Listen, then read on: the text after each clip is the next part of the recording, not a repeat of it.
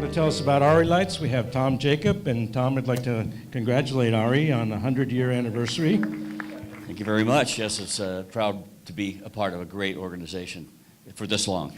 That's longer than film. Isn't that That's true? longer than the Digital Cinema Society. You guys have been Absolutely. around for a long time. Keep up the good work. Thank you. Thank you. And thanks to Jim and DCS and all the crew and everybody bringing us together today. It looks like a good crowd. So let me show you the size of this new ARRI light that we have here. No, I'm just messing with you. Has anybody, who calls us ARRI? Who knows us as ARRI? And who knows us as ARRI? That always, so, you know, it doesn't matter, same company, just to make that clear. But 100 years in the making. Of course, camera was a big part of that for the first half century, and then lighting came along. And we are at the top of our game, and it's a pretty good thing for a company that's a century old. So we're real proud of that. Part of that's been the sky panel. And I don't want to be redundant. How many of you have used the sky panels, seen the sky panels? Has everybody seen them? Because there's a lot to go through. I don't want to go through all that now. That's why we have a booth here today. We want to make sure you come by and we can really go through all of the intuitive nature and all of the parameters that you can do with this. But we have the S60C, which is the color changing, variable color temperature, very stable, high output. That is the middle size. I didn't want to bring them all up here, but that is the workhorse right now. We have the smaller S30, great for interview to running on battery and be able to go run and gun and et cetera, and have all the same parameters. They all work the same. And then the newest I wanted to get to is the 120. Came out late last year. And we're kind of still debuting it, if you will. So I wanted to show you that. And really, the big part of this is to add that element. It's not a new shape, a design of instrument, but for ARRI it certainly is. And for soft light, anyway, that's a big deal for ARRI. I mean, it's only about 2 years old. The M series and all of the HMIs and tungstens that have been so big in the kits over the years, they entered the soft light market. And so I joined ARRI about a year ago, amazingly enough. And so this light here is relatively the same output as an S60, but it has the larger aperture in the wrap. That was what we were asked to do. As many of you probably know, that output is not as key. Yes, you do need the kick, on occasion, and we have the heavy hitters for that. But for soft light, this is a very powerful light. I'd say, it's probably comparable to a 2K, just as the S60 is, which is half the size. We also have different diffusions, which can soften it even more. Then we also have intensifiers, can give you maybe 20, 30% more output if you need it. So there's a lot of variations. Now, as you probably would imagine, the ideal mount for this is going to be a center mount. So although we do have the yoke mount version, but the idea here, as all instruments of this shape, is to be able to go vertical. I'm not going to do that now because I've only got one hand. But then you can do, full body shot. So we're getting a lot of response on the still photography side because of all the color ranges. We go from 2800 to 10K on the CCT range. And then we also have plus minus green, full stop either way. And then a very, very bright output. And again, I don't want to overcome the cameras here. But I'm just going to bring this up a little bit very quickly, just to kind of help. The cameraman will be very upset about that. But come to our booth and you'll see that, have a longer chance to look at the output of all these. More than enough. In fact, that's why we have a lot of accessories for it, diffusions. We have soft bags, egg crates. And so we have all of the applications. What I'm doing mostly with ARRI is doing specification work. So I'm doing broadcast studios, house of worship, to small insert stages, that kind of thing. They're becoming more and more popular in that element because, as you know, on film and television, we're already very prominent. We have this is our battery adapter. This is V-mount. On the back here, again, I'm sorry to turn this around. This mount just slides off. So with that, you can slide this battery mount onto it. It's C-mount, V-mount, or Anton Bauer. And then it has a small pigtail which plugs right in, so that gives you, again, that portability and pulls very, very little power. the controllability here, just so you know, it has just about every Roscoe and Lee filter built into the instrument. And so you have your CCT control.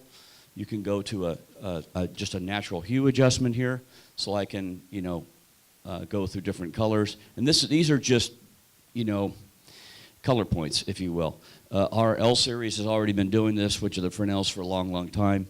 But was added in the last year is the gel settings. And when you go into gel, you can select, I'll show you very quickly. I keep spinning this around. When you select your gel, you just bring up whichever you want, Roscoe or Lee, and then you can pick a particular color series. This is the L series of the Lee, and then I can just simply go through each one of those. And so the handheld remote plugs in to the back of the instrument and supersedes the onboard. So now we have either onboard operation, you have your handheld remote, which if the instrument's maybe 10 feet above you, and it has the exact same control module on your handheld.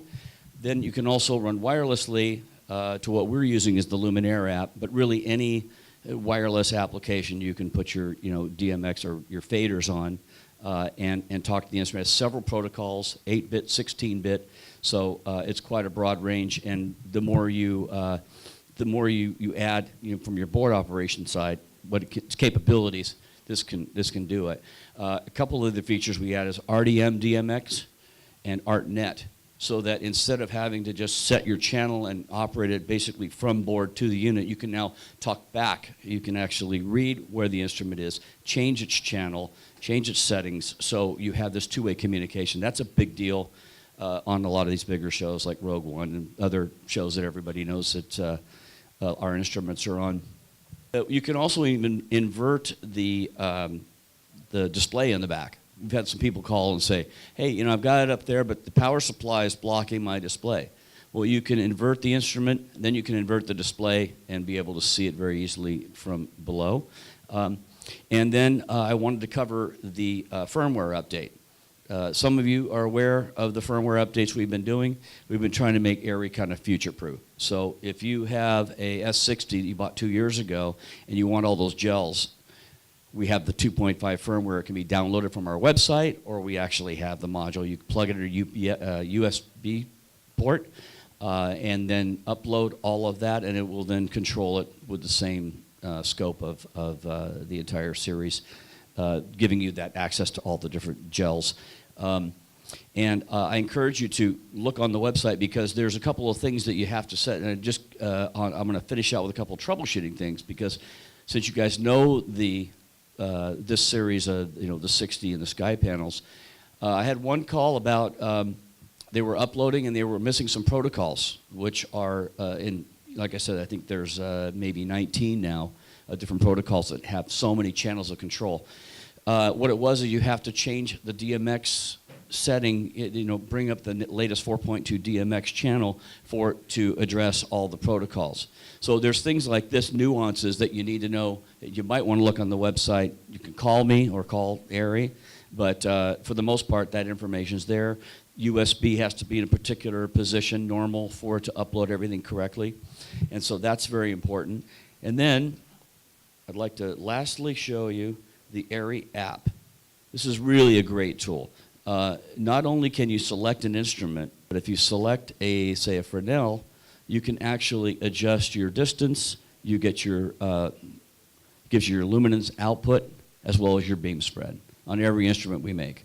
The tool setting allows you to access the entire menu and all the different modes that the sky panels have. The basic ones, which is just intensity, plus minus green, color temperature, and then your RGB white. And from there, each protocol adds more and more elements to where then you can select Roscoe, Lee, and this will give you you can see the data on here, which fader is relative to the instrument, what it does, which increment is which gel product, which one is the gel product line, L series or Storaro, that type thing. Your cosmetic filters.